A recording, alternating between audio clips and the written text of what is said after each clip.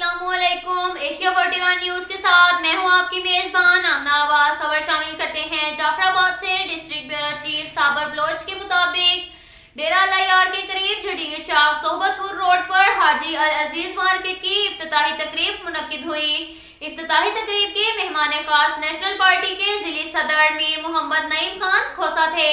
तकरीब में सियासी और समाजी शख्सियात समेत शहर की कसीर तादाद ने शिरकत की। मेहमान खास मीर मोहम्मद नईम खोसा ने रिबन काट कर हाजी अल अजीज मार्केट का इफ्तिताह किया।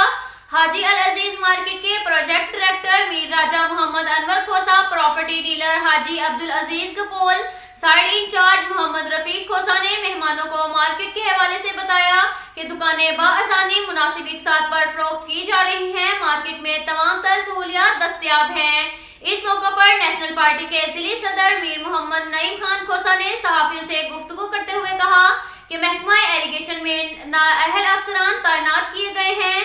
हुकूमत इन नाअहल अफसरान को हटाकर ईमानदार अफसरान तैनात करे।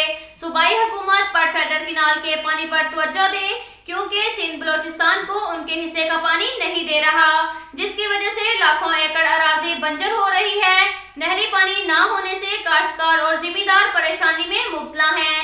नहरी पानी दस्तयाब ना हुआ तो काश्तकार और जिम्मेदार नानशीना के मोहताज होकर रह जाएंगे।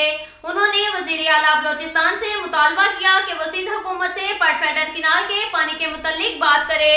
अब तक के लिए इतना ही काफी है। मिलते हैं अगले बुलेटिन में, हमारे साथ रहिएगा। अल्लाह हाफिज।